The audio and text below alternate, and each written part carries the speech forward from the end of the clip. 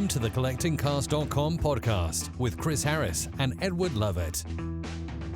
Hello and welcome to another Collecting Cars podcast. Now, I've been waiting to do this one for quite some time because I'm sitting in southern Germany with someone who I think has made some of the best cars I've ever driven. In fact, his cars probably define my career in cars more than anyone else. He's called Andreas Preuninger, and I don't know what his job title is now. He'll say it in a second. But when I first met him, he handed me a business card and it said, Manager - High Performance Cars, Porsche. I can't think of a better job title in the world. Is that still your job title? And welcome to the podcast. Hi, Chris. Happy to be here. Yeah, I remember that situation quite well.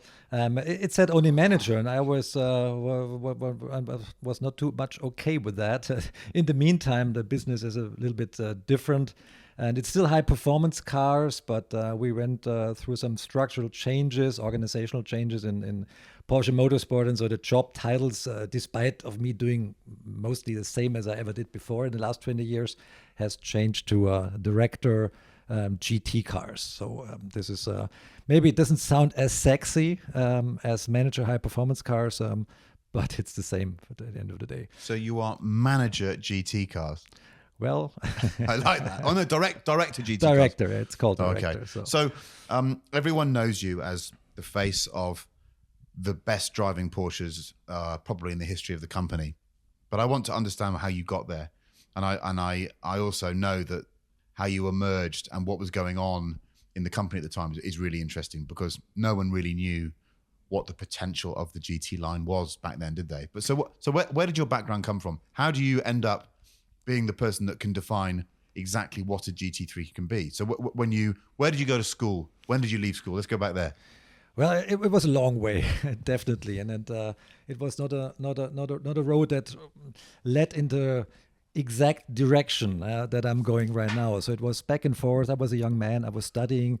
I went to school. I always was a little bit uncertain of what to do when I leave university. And my father was working for a big supplier company that made wind tunnels and the scales underneath the wind tunnel. And one fine day, when I was doing my university studies, he asked me if I would like to come along to visit Weissach Development Center. And from Porsche, and I was all over it. I said, "Oh yeah, sure, I'm coming." And that was the first time I stepped into Weissach and saw this huge brain facility with all this 911 standing around. I was a freak for 911 since I was a small kid. So what year do you think this was? It must be 1900, 80, maybe in the 90s, early 90s, I would say, maybe late 80s, something like that. And I started studying at 85, so it must be late 80s. So I think I would make it in 88. But critically, you always liked the 911 even then. I liked the 911 since I was a young kid, and I had this poster. I'm stating this in so many interviews of this white and blue Carrera RS over my bed, and I was cherishing it, looking at it, and marveling at it every night. I even had my lamps, my lights in my room arranged so that there was a full beam on that car, and this poster was out of a magazine, and it had this pages. It was not a high gloss, super expensive poster. It was something I took out of a magazine. It's a 3 or 4 folded, and pinned it to the wall. And but still, it's very vivid in my mind. I loved the 911. I always turned around on them. I loved the sound. There was a neighbor that had one, and that took me for a ride. I could ride shotgun one day when I was maybe 12 or something like that, and it was an everlasting impression. Absolutely. So, how many of us have had that moment where we were taken in a all 911? of us? And this is why, if you see a little kid that wants a ride in your car, take them, because it will change their view of cars. And you know what? I mean, what is so entertaining and so, astonishing, even today when I'm parking a 911 in my garage and there's some people coming by with a little kid, it's so often that the little kid, like 3 or 4 years old, stands, looks at the car and says, "Mommy or Daddy, a Porsche." And isn't it incredible? A 3 or 4 year old kid. I mean, we're living in Weissach here, but I experience that exactly the same when I'm visiting friends in Munich or in Cologne or wherever. I mean, little kids can somehow distinguish a 911 as something very special and very Porsche. And it was the same when I was young, and it's still around. So isn't it amazing? So you go to Weissach as a young guy. Your father's making the wind tunnels, and you see the place. Yeah. You don't start working there straight away. No. You go off and what do you go off and do? I mean, I was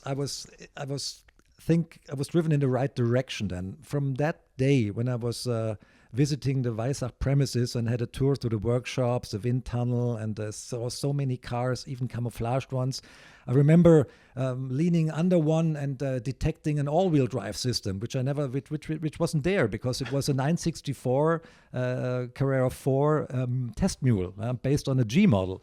And I asked the guy that was with my father, "Hey, what's this? Is this an all-wheel drive?" And he kept pulling my arm and go away there. Yeah. And so I was kind of he was smiling. You do that to me now. He was not rude, but that was something that still clings to my mind. And when we left Weissach and they got me the calendar and a Porsche model, I knew exactly where I wanted to work from that day on. And all my focusing on career was really centered. I want to go to Weissach. So I finished my university studies and kept bombarding, I would say, Weissach with my CVs. But back then in the days, it was the 964 era. Beginning of the 90s, it was very, very hard to get a job because they had to let people go, so they couldn't hire new people. And although having sent in at least 10 different CVs, they wouldn't take me. So I had to make a detour in the supplier industry. But I kept trying, and this is my advice for everybody that has a dream: keep trying. Don't give up. Yeah. Keep trying to reach your goal. It might take some time, but at the end of the day, if you want it hard enough, you'll get it. And in that case as well, you need some luck a little bit because I got to know Hartmut Christen one day, and he was running a Porsche sales motorsport back then. So the motorsport was divided in two groups. It was the racing stuff, and it was the selling the car stuff, the kind of selling the cars department that he ran. And the first GT3 was in the planning at that time, and we got quite friends with each other. We talked to each other. It was at a birthday party of some mutual acquaintance. So we didn't know each other, and over a beer, found a good conversation, and so. He said, "Okay, give me your CV again," and that's how it all developed. What year was that? That was actually when I started at Porsche. It was the 1st January of 1997, and for the first 2.5 years, just to have the foot in the door, I worked for engineering services because back then Weissach, as a huge R&D center, had more capacity, more brain capacity, more developing capacity than it needed for its own models because it was only the 911. There was no Boxster back then. And so they sold their engineering, about 30% of the capacity, clandestinely, I would say, to Mercedes, to Opel, even to Harley Davidson. We did the V-Rod engine. And I was in that department. That was my first Porsche job, to sell this project and to be the manager of this project that we had with clients that didn't want to be named. And it was quite an interesting time because I got to know every department in Weissach because I needed all of those people. So that gave me a super cool network. And that's how I got to know Hartmut Christen as well, whom I met later on at the party I was talking about. But I was still already working at Porsche. But that was my way into GT3, into motorsport, because he offered me the job to run the management of the GT3, which was the first 996 Mark I back then. And that was something I always dreamed about. So the first 996 GT3. Had that already been started when you started working? Yeah, I was working as an instructor, as a side job, just for the weekends. I wasn't married back then, and there was so much racing in my head and driving. And before I came to Porsche, I was working for the media, for a newspaper, and for a magazine, Automotor und Sport, which happens to be the biggest one you work for AMS? In Europe. Yeah, for AMS. Yeah, as a freelancer. Parallel to my studies, but I was working full time there because it was so much fun. And I learned so much. All of the driving I learned, the best part was there, because we were in Hockenheim every second day. We did these photo runs, and I liked the people. I'm still in contact with many of those. And it was great, really a great time. And that was the first, the first experience on racetrack and on fast driving. And then I was an instructor at a sport driving school at Porsche. And that was the situation, because I was quite good, I think. So they liked me. I could teach good. I had the language, and I had the driving skills. And they gave me the GT3.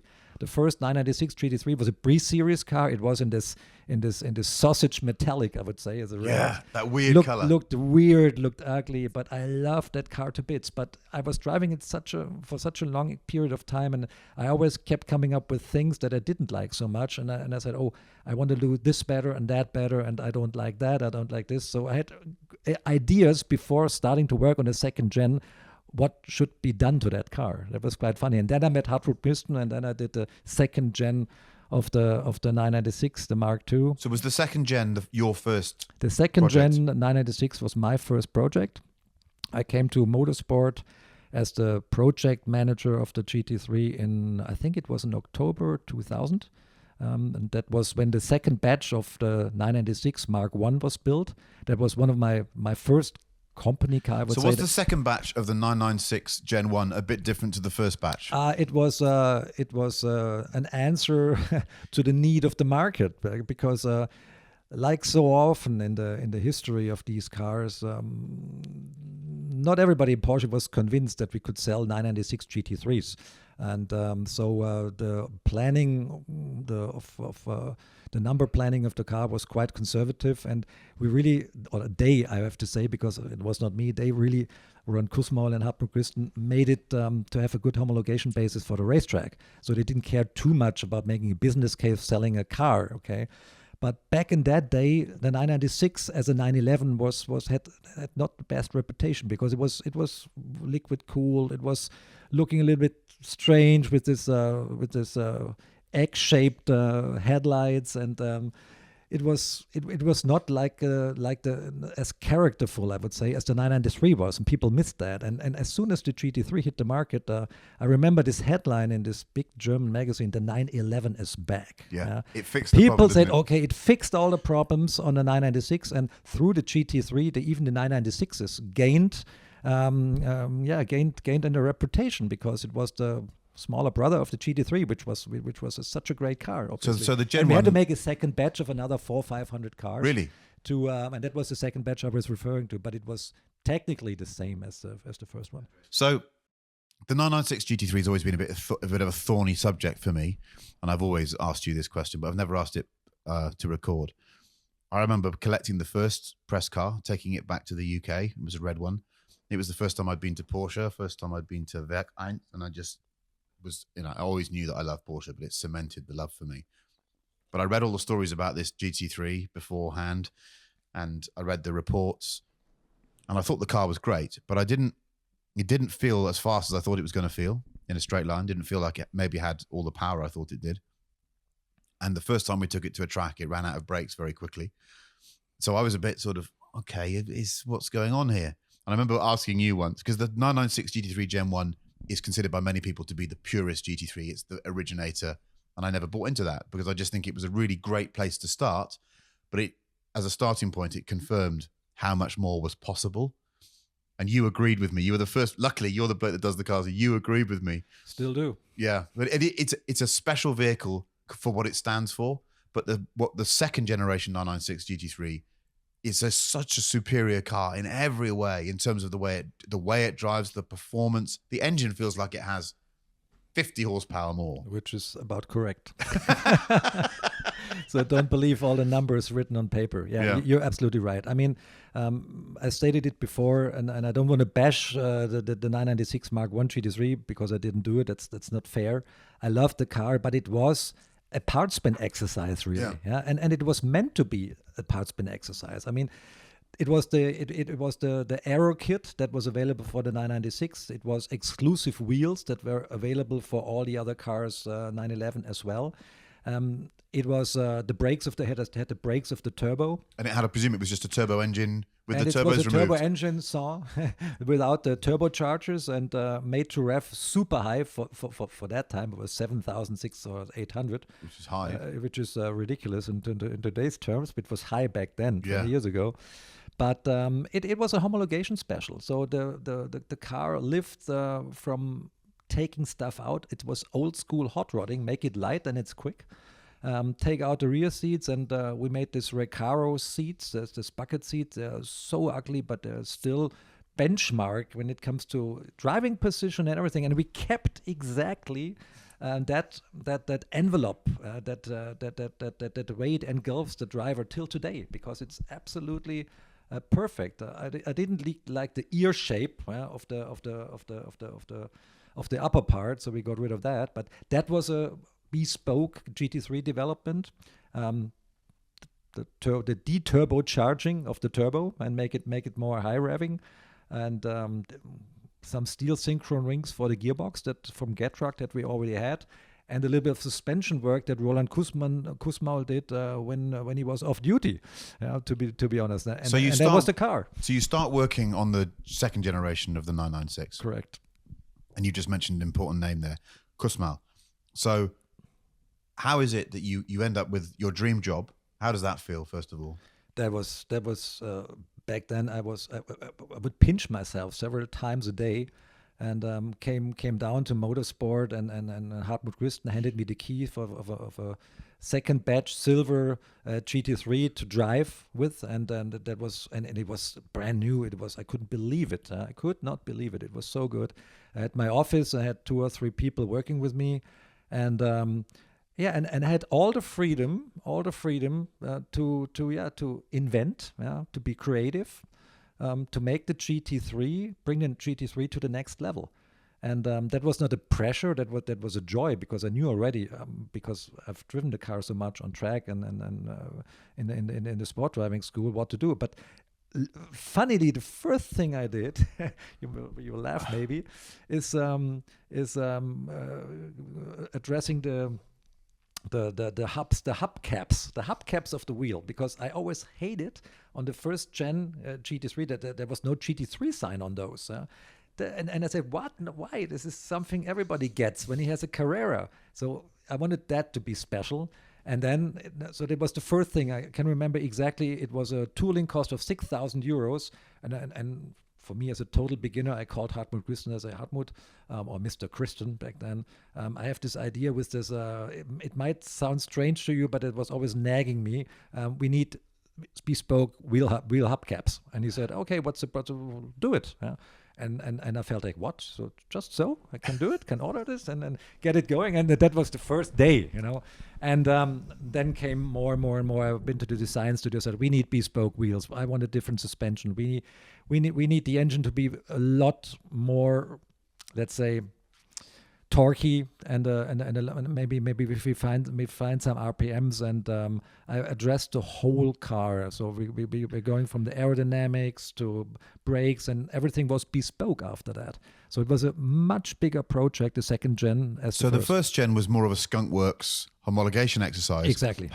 Who at Porsche decided to make the GT3 a model? Because then it needed funding properly. Who made that decision? Was that made at board level? It must have been, wasn't it? It's always board level when you make a new car. So the suggestion comes from the team mostly, or from marketing or sales as well. Not so much in our case. It was never that way, but we needed for racing. We needed a car that was more capable, and we needed something on the basis of the 996. And we couldn't use the 996 Carrera basis in a way that we really thought it would be competitive. And Roland Kussmaul, back then responsible for street cars and for the race cars, said, okay, we need a homologation special of a 996, and we make a street version of it, because we had to sell it a couple hundred times to make it a legal homologation car. Yeah. And that was the task. And it was mainly coming from Roland Kussmaul and Hartmut Christen. These two made the decision to approach the board with a suggestion to make a car like that to be able to compete in racing. Right, we're going to take a quick break there. So go and have a biscuit. It's an early break, and I'm telling you this because we're going to have lunch. Where someone's just we're having lunch. This is a relaxed way of recording. So go and have a comfort break. Go and have a chocolate bourbon and a cup of tea. We'll be back in a minute. If you have a rare, sporting or iconic vehicle to sell, then contact the Collecting Cars consignment team today and sell with the market leader. And if you're a watch enthusiast, then don't forget to check out the auctions on watchcollecting.com.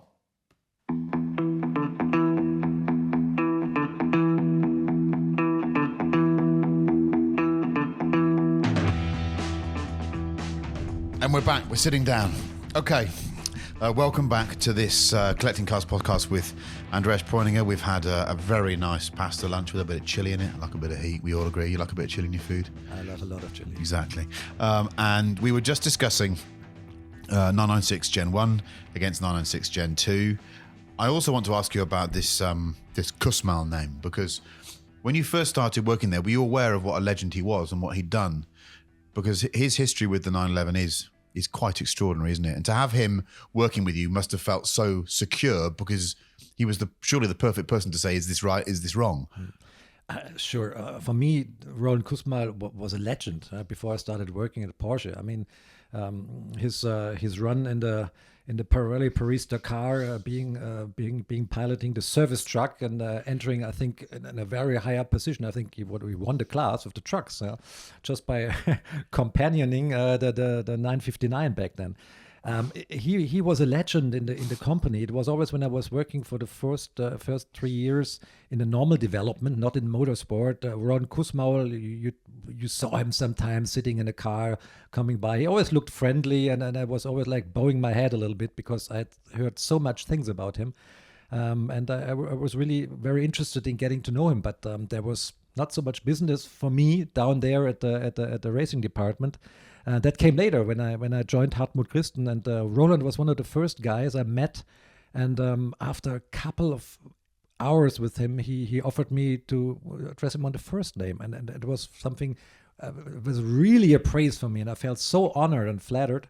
And I think he liked me because we did a lot of talking, and I really can say most of the stuff I learned about cars, about setting up a car, about the car as a whole, as a system, as a system that has to work in synchronicity of all the parts moving and how a car gets the right feeling. That's all I learned from him, because we had this routine when I starting from the first days when I started on motorsport. That I went into his office, which actually is my office today. So it's the same room, which is great. So it's a holy walls, and it was 7 o'clock, and we were just sitting there planning the day or just discussing about the car we had with us overnight, and discussing what it did and what it needed and how we're going to achieve this and how we're going to achieve that and how we're going to achieve it the most effective way. And this is what I was definitely what was one of his greatest virtues, I would say, or what his best experience of how to do things correctly at the first trial. Because what's critical here is that clearly Kusmal had this way of doing things, was that a lot of the work was driving home, wasn't it? He would do all the setup, and everything else would just be the drive home, which is so logical because that's the road you know the best. Exactly. That's when your head is clear. Right. Why go to Papenburg and hire a test track? It's all foreign. Just do it on your drive home. Yeah, we did that as well. Going to Papenburg, doing this high velocity or this high speed lane changes. You need some safety zones around you. You can't do it on the street. Yeah. But he always said the car has to really, really perform out there, right next to our main gate. So on my way home, on these beautiful tracks or streets here in the at the northern rim of the Black Forest. And there's lots of good streets. So you know these streets. I showed you some of them. And that's why we set up the car, because he was a firm believer, and I still think that's the right way to look at it, that the car should work on any given normal street as well. So you can't make it too tautly sprung. You need the traction, you need the behavior on a wet surface that is user friendly, and he all took that into the equation of making a fast car, and he sacrificed some of the lap time stuff for that, for this sporty daily usability. So quite often in those situations when you have someone who has his experience, this incredible experience, and someone young comes in to work or to run a project, there can be a bit of resentment. It's quite, having met Roland, he doesn't strike me as that guy. He would have just wanted to help you and teach you. Absolutely. I mean, with Roland, you needed to earn his respect. So there were people that he didn't think too highly of, and they never got a car.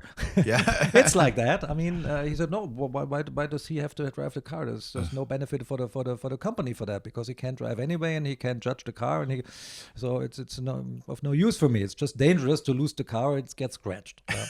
But I'm the same, absolutely honest. And Roland was a very, very nice guy, and I always had the feeling he wanted to teach me the stuff he knew. And I was not the only one. He had other guys around as well. But we had a very special relationship from day one, and we always laughed a lot because Roland Kuzma is like a little kid. And like me, we always were stealing stuff from each other. I took 3 mechanics and we manhandled his motorcycle to a completely different spot, and we one time we built in a heated seat in the bucket of his car and hot wired it to the to the ignition, and I can tell you, and it was an aftermarket mat that we like put underneath the cushions, and it got so hot you could not sit in that thing. And this went back and forth all the time. When Roland and me was around, there was always something going on, and it's still that way when he's visiting Weissach. Last time he came with his 964 RS, we sneaked out and took the seat out, or the seat cushions out, and packed in like 5 or 6 thick Polish newspapers, all the magazines. I couldn't read them anyway, so I don't need those. And put them underneath the seat and put the cushion bag on. And you didn't notice it. And normally, I mean, a height change in the seat is so drastically noticeable when you drive a car with your bum. Yeah? And I was expecting him to immediately notice. And I watched him get into the car. He was sliding around a bit, but then he drove off. and I thought, oh my goodness, he's getting old. No, he's a legend. So you've gone, I think one of the big shifts for the GT3 product was the 996 GT3 Gen 2 comes out, and it's clear this brand, there's almost a separate brand within Porsche. You have 911, and then people are using the phrase GT3 as a separate thing to a 911. This was quite important. It's a brand of its own. 03, 04. Yeah. But at that point, you wouldn't have known that. It was growing, wasn't it? Not quite, because if you look at it closely, the GT3 was just an internal code name for the first 996 Mark I project, because it was the homologation car for the GT3 race class back then. And they were searching for a name but couldn't come up with something very clever, which was often the case in our nomination of cars, to be honest. When I first heard Carrera GT, I said, "Oh my God, what a stupid name!" When I first heard Macan, I said, "No way." But at the end of the day, after a couple of years, they work. So I was wrong. But no, and we just said, why not name it just GT3? Well, and now if you ask somebody out on the street, what's GT3? Everybody will say it's a Porsche model, and it's not a race class. So we turned the thing around and created an own brand, this GT3 or GTX, as we call it, brand, because it's GT2 as well. And the RS models, they became a very powerful brand in the industry at the moment. So you've got this, the GT3 996 Gen 2 is fixed. It has a more powerful engine. It has brakes that work. It's got the steel synchro rings. It's working. And then I remember you telling me, you hark back to this picture of the Harm Lagai 73 RS, and you think, we need to make an RS. That was another homologation necessity, I would say, because the race car, the RS, it was back then named, or the designation was the GT3 RS was the race car. Only when we stole the RS moniker, it's gotten the RSR. That was my suggestion. Just put another R in it, then I can have the RS. So we noticed that there were some parts in the suspension that were responsible for a big disadvantage on the track, because the tires wore the stints you can drive with the tire were shorter than on the competition, and that was had something to do with the wheel carriers and the pivot points and everything. So when the wheel was moving in the wheel well, the camber, the dynamic camber change was just too big. And so we really needed a homologated part for the race car to. Oh, so this was the split lower arm. Was this? No. So the split lower arm to address this flaw, and so we made a new wheel carrier with the point that was the wishbone was mounted a little bit deeper then. So that means when the car, a lowered car was standing, if you stand in front of the lowered car, the lower wishbone was exactly parallel to the surface. Yeah, and that means when it's Federn, it's Einfedern. When it's when the suspension, when the suspension is compression, you have an even tire wear, and you have an even the dynamic camber change is a lot more static, I would say, and that was very important for keeping the tires over longer stints, and that worked. And so we needed to homologate these parts, and Roland Kusma said, okay, let's do 200 GT3 Mark IIs and just put that stuff in. Make them a homologation series, but they didn't plan on doing anything else to the car. Just introduce some changes that we needed for the race car. And I said, no, stop, we can't do that, because this is, why not do something out of that is a lot better for the brand, for the core of the brand, for the customer, and which is a little bit supporting our own heritage and history. And then this picture of this poster above my bed came into my mind. I said, let's make a homage to the Carrera RS 2.7 and do something else in the car, make ram air, address some minor stuff on the car to make it lighter, to make it better, maybe even give it a little bit more power. Back then, we didn't realize that it would be a huge homologation process to do that. So on paper we didn't. In reality, we did. Later, maybe we can talk about that later. And so the 996 RS project came along. And I suggested this to Hartmut Christian, let me do a homologation special that is really noticeably different from the GT3 and name it RS. And he said, no, we can't name it RS, that's a race car. I said, okay, let's rename the race car. And that was how that began. And so did you just, for the optics, because to relaunch the RS brand that quietly, given how big that car was in the history of the company, was huge. And it seemed like it was done in quite a relaxed fashion. Did you just go, this looks all right, let's just do that? Or did it have to go right to the top and everyone wanted their input? Absolutely. You have to always go to the topic because you need funds for the development, you need funds for the tooling, you need to get the salespeople behind you, the markets that have to sell the car. As a matter of fact, so you first have to approach the markets and propose the car and say, hey, what do you think? What did they say? Well, it was history repeating itself, I would say. It was they were not so keen on the car because they said, oh, this car looks kind of pornographic. Yeah. And because it was white with this red Carrera RS or GT3 RS in that case, lettering, and it was with carbon stuff and low and they didn't get the idea so much, like 20 years before as well on the RS27. And we said, no, I think this is definitely something we should do. And it has a clutch that is a lightweight clutch and a lightweight flywheel. And how does it operate? Is it? They were unsure about it. They gave us a quota, how many they could sell. And we had to base this business case upon that quota to make a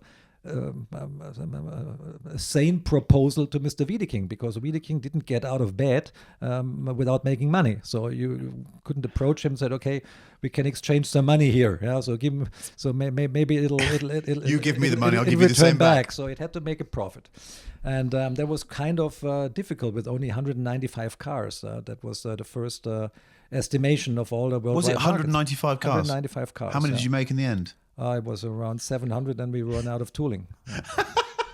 Yeah, that was the way. I mean, it's a learning curve. I don't want to bash the colleagues of marketing and sales here. I mean, they just were not used to cars like that. So it was a first time. And in a big company, to convince somebody about a first time thing, GT4 was similar, or 911R. You always need a little bit more talking and explaining. Yeah. Not today anymore. So now everybody got it. Yeah. But it's really a good. Did you think for a minute you'd make nearly 800 of the GT3 RS? I was sure of that. Were you? I think we could have sold a lot more. The car was such a hoot to drive. It was so responsive, so nimble, so light, and we had competition back then. The M3 CSL just came out and battered the times or shattered the times at the Nürburgring. Yeah. It had cup tires and it looked cool. It sounded like an animal. I loved the car. And we had to be a lot quicker than this, which we were. Yeah. But it was not. It was not like baking cakes. It was hard work. There was hard competition out of Munich. So when you get to the 997 project, the brand is now established. GT3 is a brand, and most critically, everyone expects there to be a 997 GT3. We're waiting for the launch of the car. The 997 Carrera is launched, and it's not a question of will there be a GT3, it's when will it come? Yeah. It's a critical change. Was that then, would that feel more grown up, that project? At that point, you must have more people, the department must be bigger, the expectation of the car is greater, you might have to sell more. Did it feel like you had a more grown up job? Absolutely. I mean, the 996 Mark II and the RS, they were the igniting spark of this new GT hype, I always would say. The people loved the car, and there was no doubt on the 987 that we had to do a GT3 version. And yes, the 987 body was a bit more grown up. One of the nicest 911, if you ask me, we ever did, because it had these hips and then it had exactly the right size in my opinion. And it was a fun project to make. The 987, we had so much freedom back then.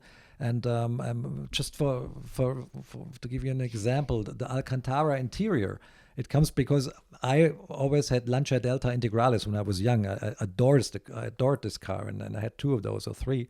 And I still love it. And this had this Alcantara interior, which I always loved. And I thought, hey, why not doing something like this? And on the 996 RS, we started with a steering wheel and everything you touch and the gear lever. And I wanted the Alcantara interior, a complete one. And we did it. We didn't go to the board. We didn't go to the studio. We just did it. And boom, the car was ready. Everybody loved it. I mean, this is the process today. The decision process is so much more complicated. But this was just the interior, which is a minor point. No, it was the car had a great platform. It had a wider track. It was a little bit bigger. We could fit back bigger wheels. And we were continuing of... making a lot more changes over the Carrera to have the GT3. So the differentiation between the Carrera and the GT3 or 997 went to the next level. If you compare it even to the 996 Mark II. So we addressed so many things on the car. We did the engine, we did the gearbox, and the aero was bespoke because we managed to convince our colleagues from the exclusive department that they couldn't use this aero kit for any normal Carrera because we needed it for ourselves to make the GT3 its own model and that can't be copied. And they were not so happy about it at first. But it made our argumentation made sense. Yeah. What about the center? The center exit exhaust was so important for me. I'm Absolutely. a geek because when I remember turning up to the launch. In fact, that was the first time I met you. Was somewhere in Italy for the launch of the 997 GT3, I think Gen 1, and seeing the 2 exhausts out the middle and thinking that looks completely different to a Carrera. Just as a signature, that is a different statement, and it stayed forever. The funny thing is, I mean, it really is the truth. On the launch of the 996 Mark II, I was sitting with Hartmut Christen and Hans-Georg Breuer, who was head of the powertrain department at Motorsport back then and responsible therefore for the GT3 engine. And we discussed about the 997 GT3 launching the 996 Mark II. And we always said, we need a different exhaust. We need a different exhaust note. We want to make it lighter. We want to make it tighter and more race-like. And Hans-Georg Breuer took really a paper napkin and a pen, and then we make the first sketches of this central exhaust with a flapper, with operated flappers and headers, and that was where the idea was born. And I remember Hartmut saying, "Oh, a complete new exhaust! That's so much money, so much tooling." And I said, "Yeah, well, but maybe we should do it. The car would sound differently because back then on the 996, the GT3 mainly lived from its intake noise. Yes, and because the exhaust was the same than on a standard Carrera."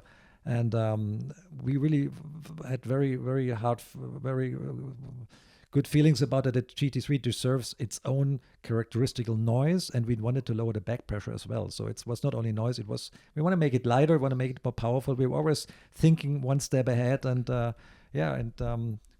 trying to make the car continuous improving. When you're on a project like 997, you already knew then how different the RS was going to be from the normal car. Whereas the 996, it was just luck. You had to homologate a new part, so you make an RS. Yeah, but the RS and 996 RS, have to correct you there. There were so many bespoke parts on that thing. There were, but when you did the first 996, you had no idea there was going to be an RS. No. Whereas with the 997, you knew there was going to be an RS. Because it was such a huge success. And you had, of course, it was the first car that had a different power output. It had different gear ratios. Yep. It was a different car, wasn't it? In that respect, you offered the customer something over and above a GT3. I mean, the 997 Gen 1 RS, I really have to think back because I did like 18 cars now, and this was my third or fourth. I mean, the main differentiation on the first Gen 997 was the wide body. Yeah. It was the first RS that featured the wide body of the turbo. Yeah. And that was quite a change. The engine was mainly unchanged. Yeah. It was a single mass flywheel maybe, but there were some lightweight parts, but the main difference. The gearing was different though. It had shorter ratio, didn't it? The gearing was the same, no? Was it? Okay, I'm going to have to go back and check that. On the second generation, we made 20 horsepower more, so we had another different intake system. I'm being the differentiation between GT3 and RS started to grow as well from 997 on. But the first 997 was mainly the body, the color, different spoiler, more aero. But done in a rather conventional way, and some lightweight parts. Yeah.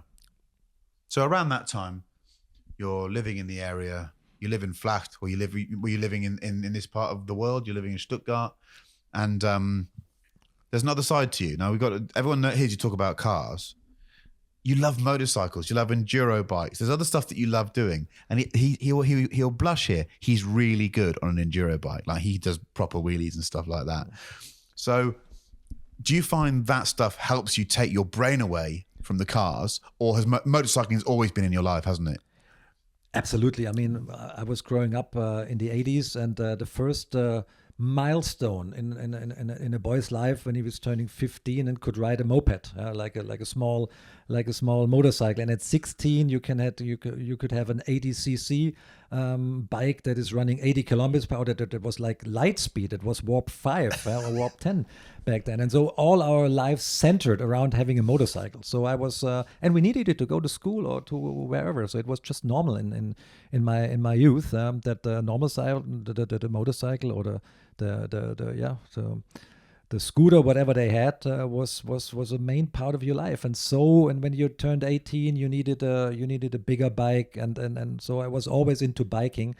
I'm not biking too much today. I've got several KTMs, which I love to use, but it's unfortunately very illegal here in Germany. So what's the free? But you've got the electric one, the free ride. How cool is that? I mean, this is something people comment often. Oh, you have an electric bike, you? And I say, yeah, well, because it's stealth. Yeah. Nobody hears me when I'm doing illegal stuff out there in the woods. And I'm running into people collecting mushrooms, and they don't even notice me. When they turn their back on me, I'm just like 10 meters away. I turn around and off I am without any people yelling at me. Yeah, I mean, this electric bike is really very, very cool, and you don't have to warm it up. And I have to confess, I have a 300 two-stroke KTM as well, which I love a lot more. But it makes a racket, and you always have this bad conscience when you drive around with that thing illegally. So I only use it on track. Do you agree with me that the electric enduro bike is the most impressive deployment of electricity in a vehicle that you've come across? It feels the most natural use of it. It feels like it was meant for it, which is different to a car. The car always feels like it's compromised when it's electric, but the electric enduro bike is an amazing thing, isn't it? It's amazing, and I mean, you need a power pack that supports at least 2 hours of enduro driving, which mine does easily.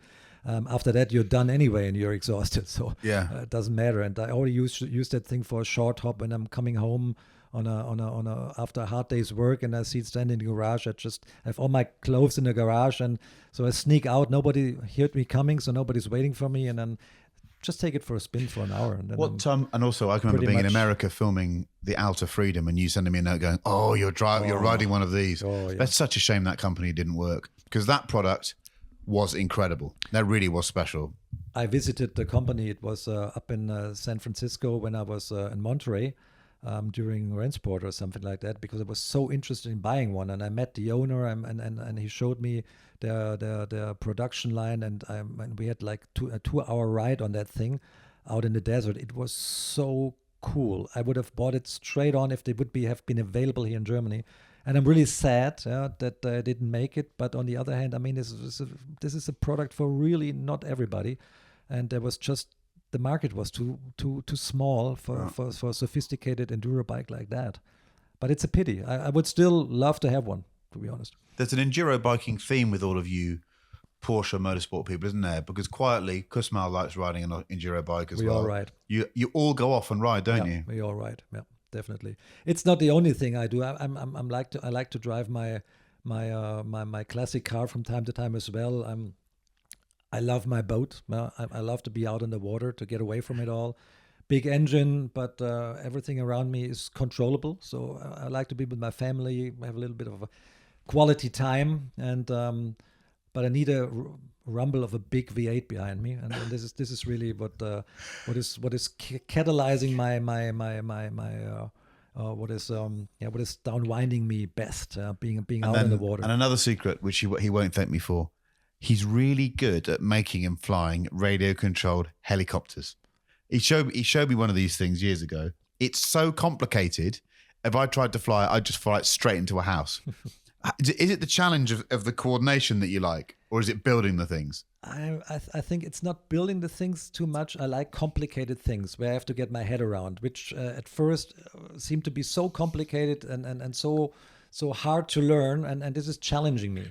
And I like aviation. I think in my next life I'd be a pilot, definitely, because this is one of my dreams. And with this helicopters, I started that because my son Philip was into that, and it was something for father and boy to do.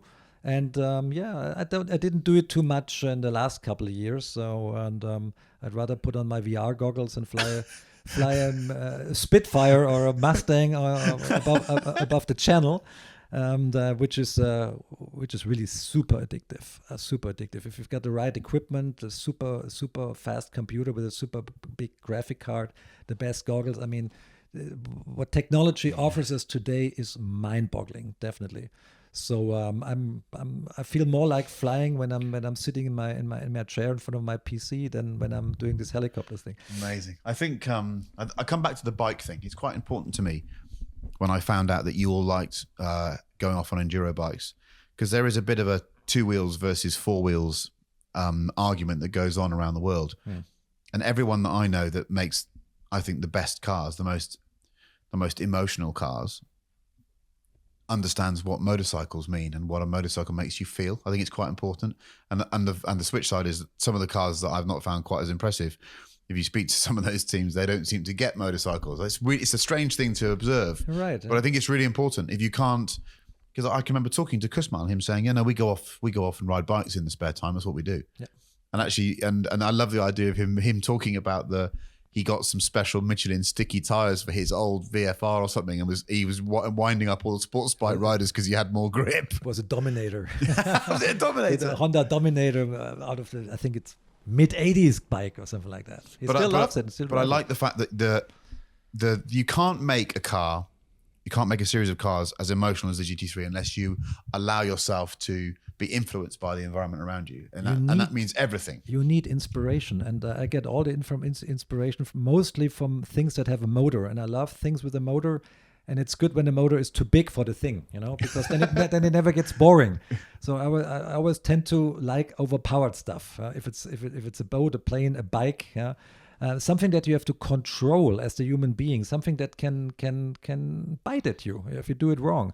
This is the challenge to master the machine, and this is the rewarding thing if you make it. It shouldn't be boring. It should be challenging, and challenge that you conquer equals fun. for me. How- Being out in the nature on a bike as well. I'm a nature guy, but I always want some technology with me. In a way. Yeah. I'm a nature guy, but I always want to. That's a quotation, but I wasn't telling you with me. How did you handle the fact that because your vehicles were so well loved by the media and by the consumers, you became a kind of personality within Porsche. Your name was associated with the products. You got drawn into the conversation. Then there's the awful forum thing and all that other stuff. Were you surprised that happened, or was it not a surprise? I know we've spoken about it at length. It's a difficult place to have your work discussed in an open forum because you want to go in there and intervene, but of course we know you can't intervene. What did that make you think? I don't want to do this anymore, or did you manage to just park it to one side? I mean, I didn't think that I would be recognized at airports and people coming over to me and wanting a selfie, or getting so many mails of thank you for the car and everything. So people seem to like what I'm doing, at least the people that are into Porsche. And I'm not a guy that likes to be in the center of attention, to be honest. So that came with the job, and it's part of the job, and I accept it. And mostly the reactions of people to me and my product are so positive that it's rewarding. Okay, yes. I have that. There's critics as well, and if I'm reading forums, I really. Wow! I run my fingers to my hair and say, "Wow! I want to dig into the keyboard and tell this guy how it is." And it's really hard. So I stopped. Yeah. I really stopped going into forums because it sometimes aggravates me too much, and I cannot let myself go and discuss stuff there.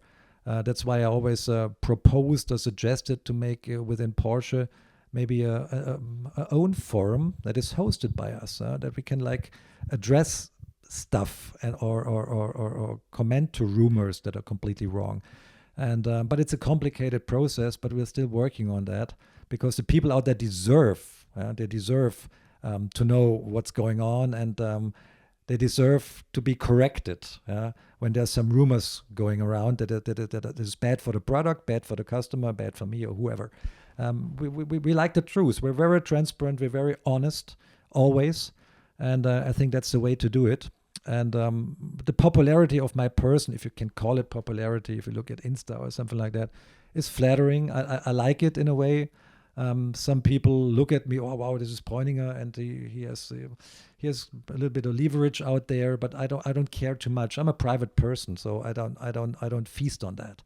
But sometimes it gives you the opportunities to meet interesting people. This is what I like most about that I'm coming in contact with people that really have interesting stories behind them, if this car stories or life related somehow, and that's what I really appreciate, to be in this position, to get to know people, cultures, and make friends. The number of people who are really, really big names, either in racing or in outside of the world of cars, that have said to me, I can't get a GT3. I can't get on the list. Can you speak to Preuninger and see if he'll get me one? And I'm not talking minor celebrities. I'm talking really, really big names. You forget that everyone wants a GT3 and not everyone can get one. It's incredible. This might be right. Yeah. I mean, we're really trying to raise production numbers with every model that we pull out, and we do. But it's under proportional to the need from the markets, which is so we always have the same situation on a different level. Then, even with the 911R, we thought, okay, with almost 1,000 cars, we don't run into the same problem as with the RS 4-liter, where we're only at 600. And but we were so wrong, And even with the Speedster with 2,000, so we always double. It was still not enough, and people, and this is, I'm feeling very sorry for this. Are disappointed then, but I have to say it's not true that Mr. Preuninger can call Mr. Preuninger and then you get a GT3, because this is really something our markets do, and the markets are separate entities. They're connected to us, but they have the power of decision through their dealerships whom to give a car. We can only ask, maybe to to consider, to give a customer that is very close to us the chance to drive to drive a car, a GT3 or whatever. So we don't have the power to influence all that. This is just a fairy tale. What how did you deal with the emergence of the popularity of the normally aspirated cars, but also the fact that you had a heritage in turbocharged cars as well? Because when you used to speak about the normally aspirated, the atmospherical cars, as you would always say, it was about passion, it was about intake noise. But also in the 997 era, you had this slightly strange car, the 997 GT2, which actually, looking back, I'm more and more fond of that car. I think it's a spectacular car. And the crazy, looking back, Gt2 Rs, 600 horsepower manual gearbox 911. I mean, it was an insane motor vehicle, but these cars are almost forgotten in your history of cars. How do you feel about them? Well, I never forget those. I mean, the 997 Gt2 Rs was a project that was really a skunk work project. So we wanted to make an RS version of a GT2, because I think the 997 GT2 was a little bit tame. I didn't do the project, by the way. That was it not? A colleague of mine, Alan Lewin, an Englishman. He's retired by now, and he did the 997 GT2 before he retired, and then I took over and said, okay, let's make a GT2 RS out of it, and it was called the Beast internally, because we took out weight. It's true. We took out weight. It was a silver car. We took out weight. We made the first carbon fiber fenders, and they looked ugly. They had joints like you could put your hand in it, but the car was lighter still. It was around 1,340 kilo or even less on that test mule, and we had like 580 horsepower on that thing. It was so ridiculously fast back then. It wouldn't feel as fast today, but that was just the pinnacle of it all. It was almost a suicide machine, I called it. It was the Beast. We referred it to the Beast. Everybody wanted to drive it, and so this project developed. It was when we were testing, I think, the Gt3 second gen. In Portugal, in Estoril, we were sitting at in an Italian place with all the mechanics, and this idea came up with Carsten Schepstadt back then, who oversaw the driving dynamic side, and some engineers and some mechanics. It was really something the team invented, and we said, okay, come, let's make a prototype, and that's how the Beast came along. And then we proposed the Beast to the board and said, okay, let's do it right, make an RS out of that, and maybe do it as a special run, as a limited edition, and so the GT2 RS was born. Were they easy to sell as well? Did they all sell straight away? Absolutely, buff. Yeah, not quite as fast as a GT3 RS 4-liter. We had, I think, 500. It was 500 GT2 RSs, and they sold. Definitely, it was a hugely expensive car back in the days, but they sold. But there wasn't that big of an overhang of need and want. So it was relatively correctly numbered, I would say. So around that time when I was spending a bit of time with you, and you had this idea with the GOs. GOs, by the way, is German for press office. Hence the reason why, if you didn't know, when you see a press car, it has S number plate GO. That means it's from the press department. I'm saying that because I'm not always surprised at the number of people that don't know that. The idea of racing a 997 Gt3 Gen 2 3.8 at the Nürburgring 24 hours. We've never really discussed that in public. So Andreas provided a test car, and it was prepared to go racing. We did 2 VLN races to test the car, and then went straight into a 24-hour race. The car drove there to the circuit, came 13th overall, and drove back again. It still feels like we didn't actually do it, because I can't quite believe how straightforward it was. Nothing went wrong. Everything we did, the car didn't miss a beat. The car now sits in the museum. Why did you do that? Because looking back, if it had gone wrong, it would have been a shit fight. Sometimes it's so much fun to carry a risk. It's, now we were so happy about how the car performed. We thought, hey, this car is so quick, it would even be competitive in a professional motor race like the 24 hours. And this car had a huge advantage. It can go there on the Autobahn, put on a set of slick tires, and do the race. That was the idea that we had back then with the press people. Said maybe we can do some great media value out of this, because the car can do it and the car should be competitive. And Wolfgang Dürheimer, who was the CEO or the board member of engineering back then, we could ignite him to that idea, and he gave us the funds to do it, to do this several VLN races up front and prepare the car for the race. Sure, we had to use we had to use different tires, we had to use different brake pads, we even used a little bit tighter, stiffer springs, but that was mainly... Was that really the only difference to that car? That was the only difference. And the car was not specially prepared because we didn't have so much funds. It was a pre-series car I had standing in the garage, the white one. Nobody wanted it. And I said, okay, let's take that one, because then we don't have to spend money. There was a pre-series engine, and it had almost 0 kilometers. So it was well qualified for the job. And the modifications we did to the car were mainly to meet the regulations of the VLN race. And I have to say, we were very lucky. We had a great car, but we had a great team of drivers. I mean, you were in the car, and it was Patrick Simon. It was Roland Ash. The former he was DTM. a character. He was a character. Yeah. And who was the fourth? Horst. Horst, yeah. Horst Sommerjersch, yeah. I remember. Sport auto, right. I remember there was a technical meeting, and I used to have to sit in these technical meetings. And my German is okay, but it's not good enough when it comes to spring rates and other stuff like that. And at the end of the meeting, Roland Ash had been talking, and at the end, I sat down looking fairly bewildered.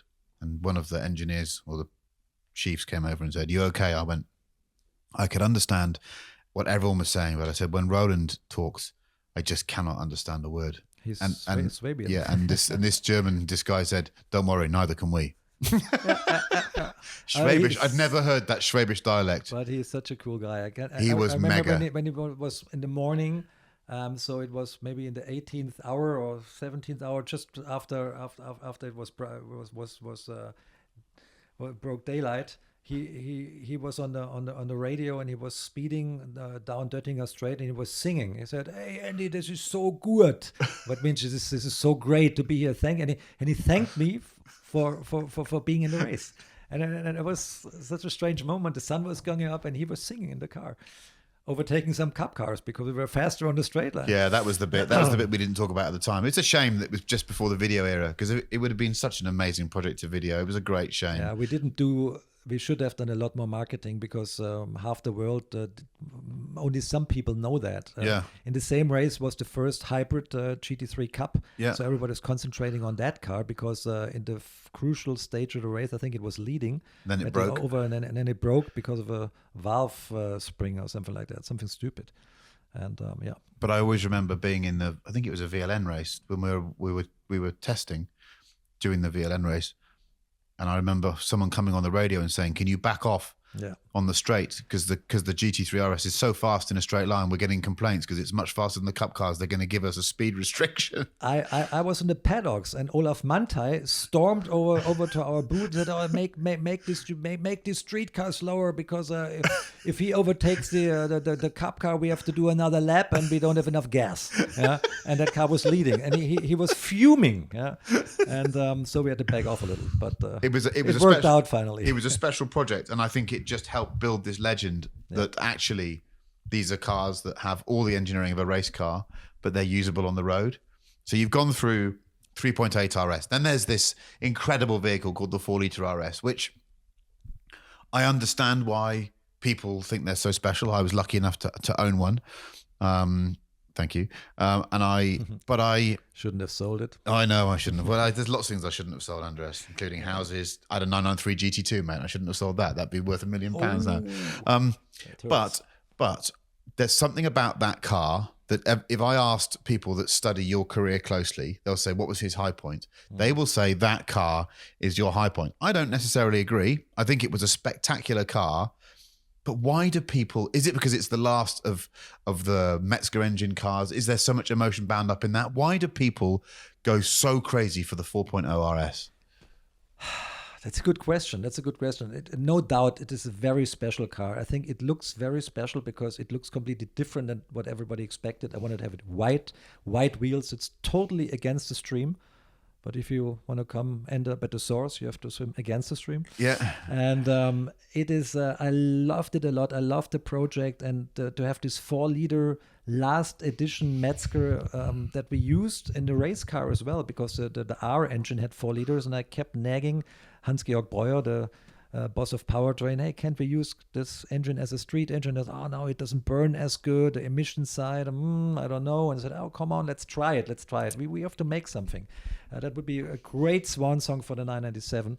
And we were already into that mode of knowing that special projects will add up to our heritage and are receptive quite well to the from the That's customer interesting. base. So at that point you were aware of the fact that everything you touched turned to gold, really.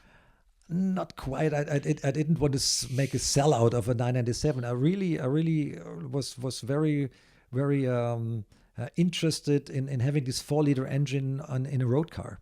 Because there was so much potential. We built up a prototype engine and put it in my one of my cars, which was a normal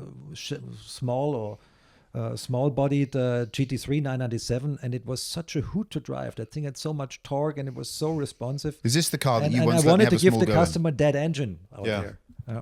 Is this the blue car with the short gearing? Yeah. Does that still exist? Yeah. You let me drive that very briefly once. That is I a want to car. drive it myself. I mean, Every person that thinks they know and have owned every Gt3 RS, there's some stuff they've got in their garage, as you can imagine, that's a bit special. And one of them it's an aqua blue GT3 narrow body 997 Gen 2, and its engine and gearbox are not normal, are they? It's the RS 4-liter engine, the first of its kind.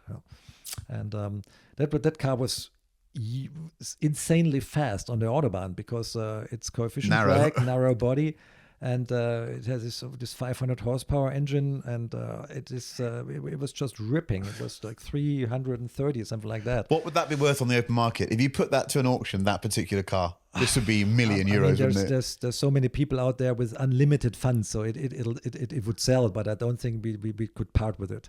So some stuff has to stay in our own vault. But we've seen some pictures of that vault.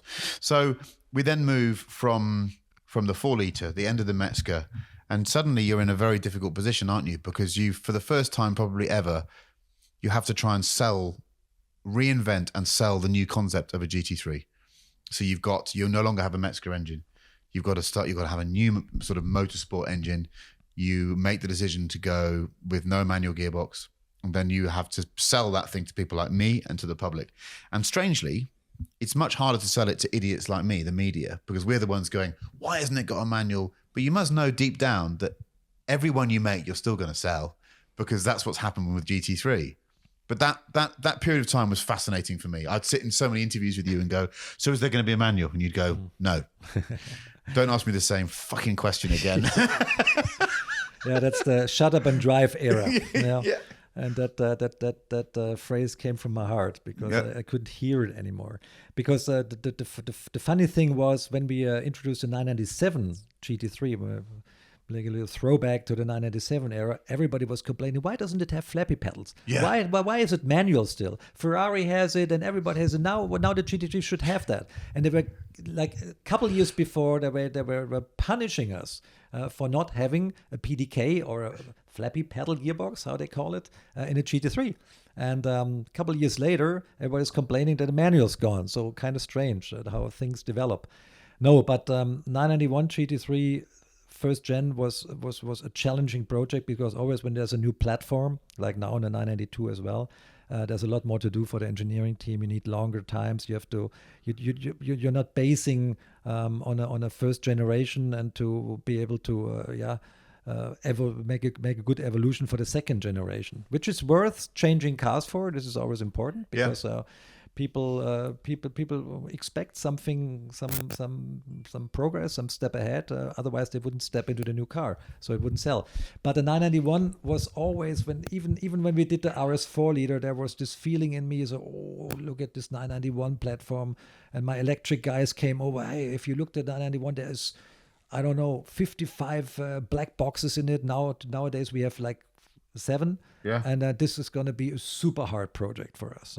And we really were afraid of this new platform because there were so many changes going alongside with that we had to, that would take over. Because we have to rely on the stuff that comes from the standard development. And it was a huge project because it was a new platform for the car and we needed a new engine. And you shouldn't do that together. Yeah, you should alternate that. And the engine was, as a matter of fact, everybody knows the big, not the big problem, but it was the big challenge. It was a hugely capable engine. We've seen it in the second generation now, and even the 3.8 liter. To be frank, I mean, we said it had 475 horsepower, but it had a lot more. They were all 490-ish, and actually they were on par with the 4-liter RS engine. From the power output, but the torque was better, and it revved to 9,000. I mean, that was the thing about that engine, it kept revving from 8 to 9. When I first drove it, I couldn't believe this was a street engine because the way it pulled over the last 1,000. Super emotional. We were so happy with that thing, but we had this problem that later led to the sad problem with 3 cars that burned. That the engine could erupt, I would say, and the bearings were not strong enough in some parts of the engine on some engines, so we had to correct that, which we did. And but the engine itself was a masterpiece. Do you think that maybe in the future these cars could become quite valuable because that engine is? I mean, I know you re-engineered the engine with 4 liters, but the performance of the engine is different between 8 and 9, or it's peak power 8.5, isn't it? It's not the performance; it's the sound it makes. The emotion. It's this metallic sound. This is not, which is not moving parts. Actually, it's really the air, the combustion process that you hear, and it sounds very metallic. I think they could become very sought after cars because there's not that many of them. No, and if you've got a good example of that thing, they're quick as hell. We ourselves have one in our garage that is 6,000 kilometers or something like that. It's like brand new. I love to drive it. It's a great car. But it was not only the engine that was new. I mean, the whole chassis, for the first time, a PDK gearbox, rear axle steer. We threw so much technology to the car. You had every single complication under the sun. It was so complicated. And did the team grow? Did you need to have a much bigger team around you to get through all this stuff, or did you try and do it? At least double as many people. Was it? Yeah, definitely. So it got a lot more complicated on the electrical side as well. And so we really had to reform and reorganize for the 981. Definitely, it was a huge undertaking. So the first event where this thing was revealed, and I have spoken about this publicly, but not in this context, and we won't go into it for too long, was Andreas very kindly invited about 3 or 4 of us to go and meet him in Spain. Oh, that story. Oh, yeah, Jesus. okay, we'll get through it quite quickly. But let's just say that it was supposed to be, I think, the best press event that I'd ever go on. It was dreamy, quiet roads in northern Spain. It was just 3 or 4 people, and Andreas, and 3 or 4 new 991 Gt3s and an old 997 3.8 RS for us, or was it a normal? She was a normal Gt3, wasn't it? It was a 997 Gen 2. Gen 2. Yeah. It's a red one, wasn't it? Red one. And we could compare. And it was amazing getting into the new car and then getting into the old car and just feeling how lazy the front of the old car was. You couldn't make it turn, all the traditional problems. And the day, what it ended up with, police helicopters, me being frisked and searched for SIM cards by a person with a machine gun. Several machine guns. It was proper scary. The Spanish police didn't appreciate the fact there were lots of Porsches being driven. We weren't going that fast, but they were being driven at speed. And they made it very clear they wanted us to go. But as events go, that was one to remember. That Absolutely. Really was one to remember. I remember hiding in a sort of Pyrenees ski resort with you. Yeah. We were trying to hide these 2 cars. It was a bit like the Italian job. Yeah. And someone finally going, the police are here. They know you're around there somewhere. They won't let us go until you come back. And you were going, shit, we got to go. I'm going, no, we're not. We can just stay here. And you went, how fucking long can we stay here? We can't stay here forever.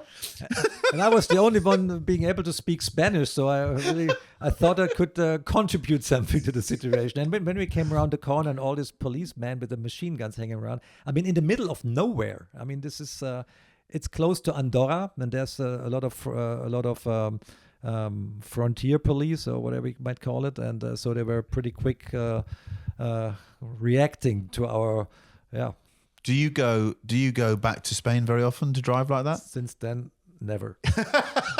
So that made us really. I mean, we lost our favorite proving grounds there because it was it was infested with police since then, and we compromised the whole area. So we had to look for new roads, and which we found. And I'm really happy now that we searched because we found something better. Where we are now, don't want to give away where it is. Yeah, don't take me there either. But it's better, and it's in a country where people love cars, and that helps. Yeah. So we've gone through this period where you've had to sort the engines out on the car, but the crazy thing is that I don't think any other sporting sub-brand of a car maker could have survived the way that GT3 did, because actually it didn't actually diminish the way people wanted the cars. They still wanted the cars. More people wanted the cars. So you've got through that episode. You've re-engineered the engine in a way that is so rigorous. I remember saying to you, could this happen again? You went, no, this couldn't happen again. This is what we have done with this engine now. It is bulletproof. And it hasn't. The thing is bulletproof, isn't it? And then the RS comes out and everyone just goes crazy and almost forgets there's ever been a problem. Yep. So for you, that must have been personally a great moment, because then the monkey's off your back, isn't it? You're back on thinking about the future. It was hard times for me as a employee, as a manager, as the people, the anchor man of the GT series. So I was to blame for everybody. And maybe it was that way. I signed it off, but nothing happened. Nothing ever happened in development like that. And but the company stood together very well. Wolfgang Hatz was our boss back then in Weissach, a guy I adore still. He's such a great guy, and he always was protecting us. We were one team, and that was very, very good to have help from all sides. And finally, I think we addressed the issue right with the customer, because we went to the customer and said, okay, we made a mistake here. We'll help you get new engines, and everybody was really appreciating our authenticity and our openness to talk about that and to react that quick and satisfying for the customer. And so this car will hold its value as all the others, because if something happens to the engine, we made this promise to take care of it. So the RS comes along.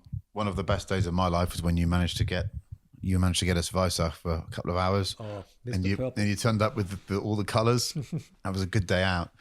That car was special because it looked so outrageous on the street with the big 21-inch rear wheel and the big wings, and that was when the value proposition of the RS brand and GT3 just went crazy, because people were buying them so sure they were going to go up in value that maybe that was beginning of the good times and the bad times, because people were buying them for the wrong reasons. I think the GT3 RS 991 was maybe one of the GT3s with the most want-one factor. That's right. Especially the purple one. I mean, you were the first journalist that was allowed to drive that car on the Porsche proving ground using a drone for filming. Do you remember that? That was something completely new. To get the clearance for the drone, the paperwork. Wolfgang Hatz liked you, definitely. That helped. And it was great footage. I still look at it from time to time. The sad thing is, all the purple cars were crashed, so we don't have one single purple car left. You're not? Yeah, really. Yeah, the press purple car was damaged or crashed in the Nürburgring. Mr. Purple, that one, almost at the same spot a couple of days later. So there was some bad karma around this color. Would you ever make another purple car? Would you ever make another purple car? Not for us. Not for us. There might be some customer cars out there. It was a very rare color, I think, and I think from the used, the price of the aftermarket price or the used car prices of the purple car is still higher than on any other color. Is it? I think so. Yeah, because it's rare. And it was people shied away from it first, and then everybody loved it, but then it was too late. Then the cars were already sold. That was a great car. Still, I have a white one, completely innocent looking white one with silver wheels, Gen 1, and still driving it from time to time. It's very good to drive the old cars. We're talking about the RS 4-liter. That it was a great car. The other day I just got the keys and did some laps and took it home, and it was last summer. And this car is still very, very good and teaches us something. And normally you tend to glorify things over the past. You have to readjust and really drive them from time to time to know where you're at, where you're standing at the moment. And the RS 4-liter still is in some virtues or in some issues, it's really still benchmark. So around that time, you've been getting some pressure from probably your customers, a little bit of pressure from the media. Why don't you do a manual gearbox car? You ever going to do a manual gearbox car? And you and whoever's around at that time, Mr. Hatz, maybe he's still around at that time, is saying, no, we don't need one. We're fine.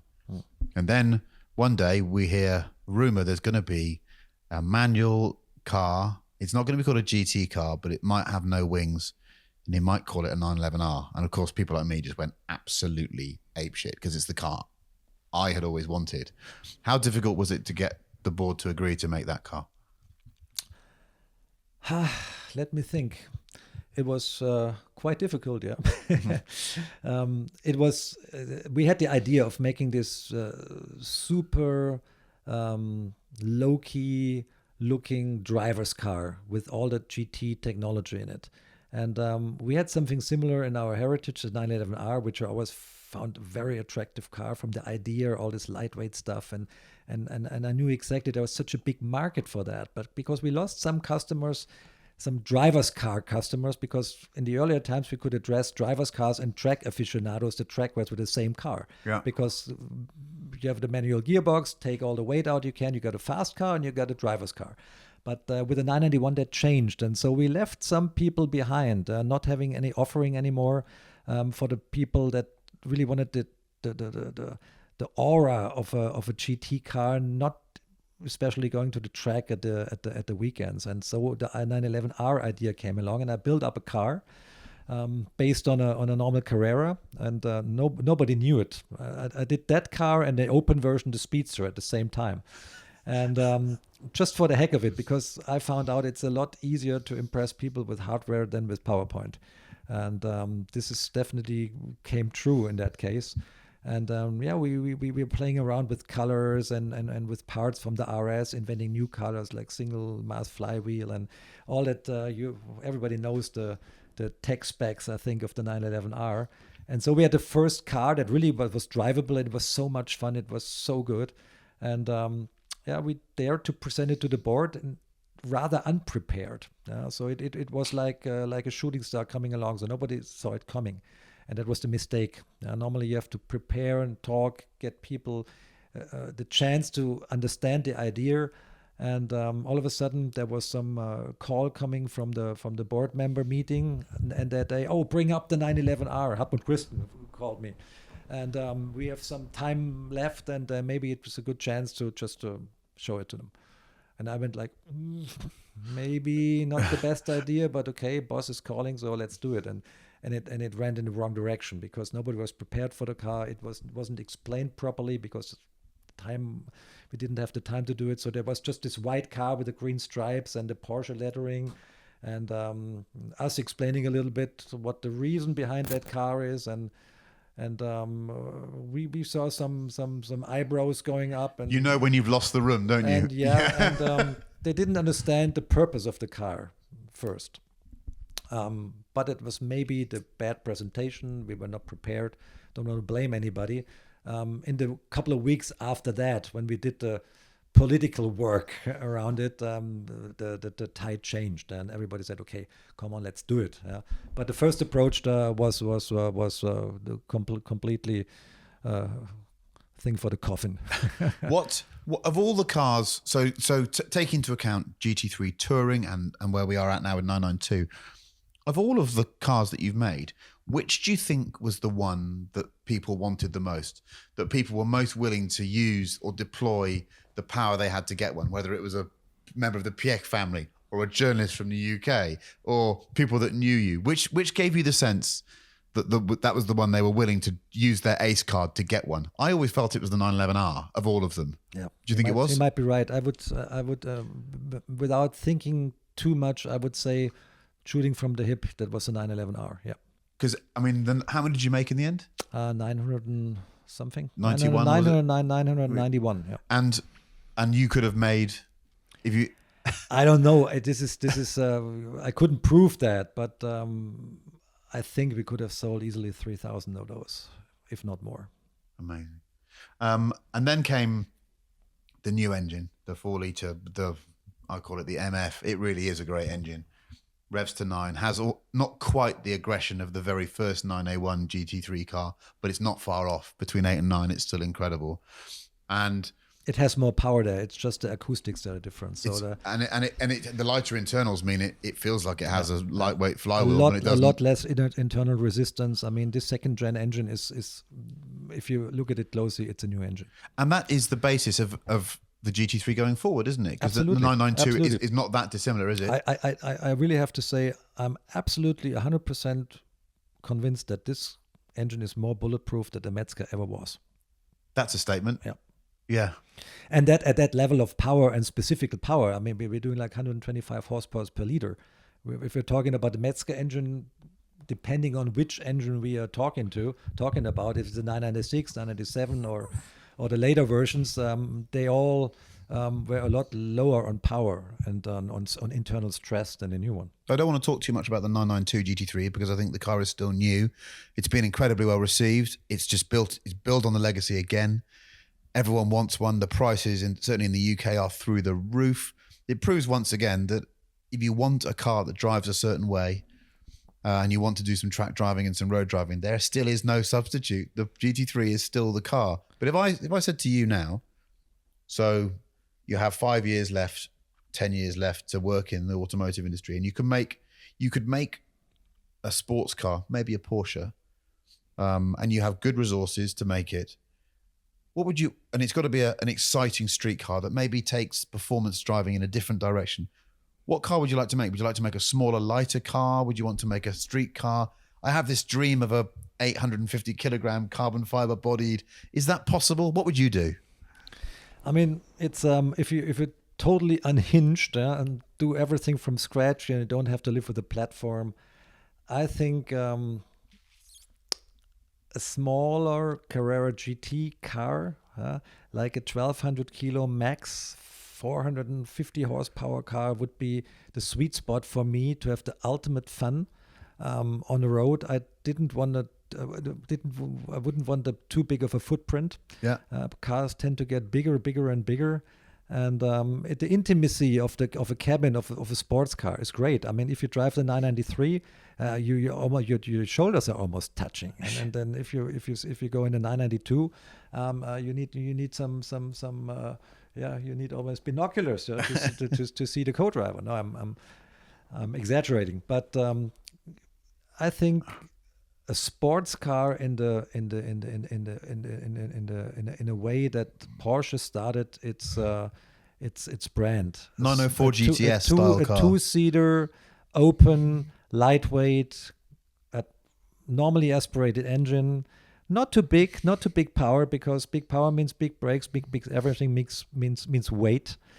Find that exact sweet spot of about 1,100 kilo-ish, something like that. Beautiful shape, a feast from every angle, and with a great sound. That would be something I would like to own myself. Okay, I'm like everyone else listening to this. I'm bought into it. Can you go and make it, please?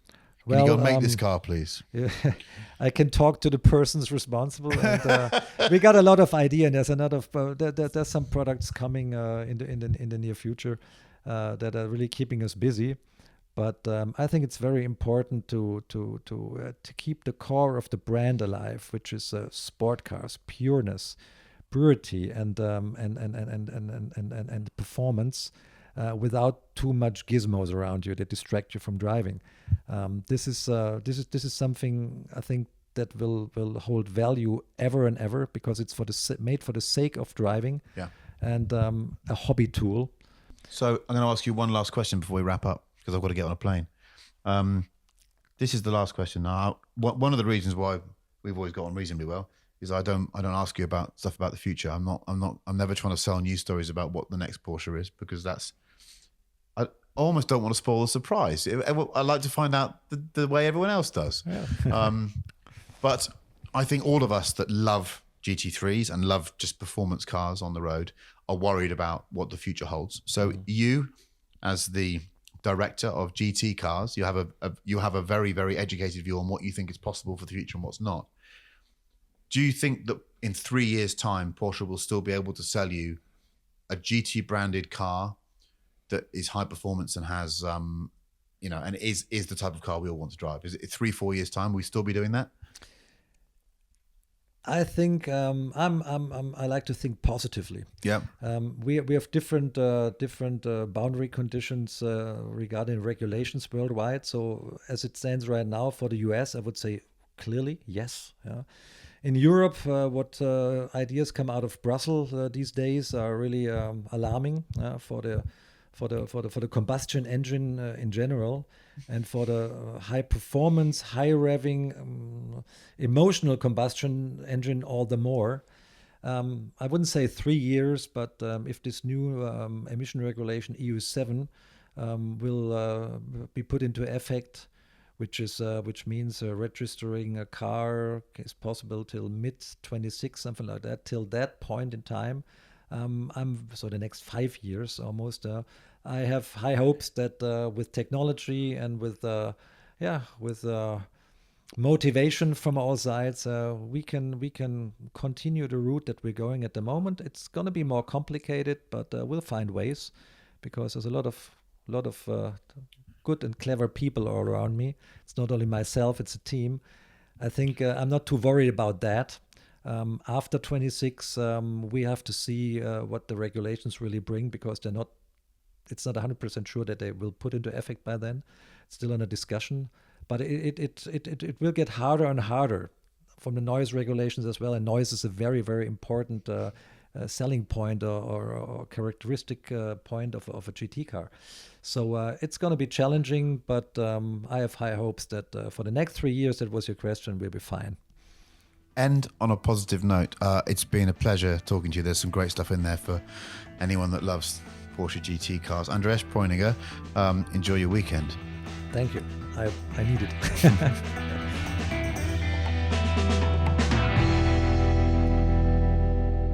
Collecting Cars, the global online marketplace devoted to cars, bikes and automobilia.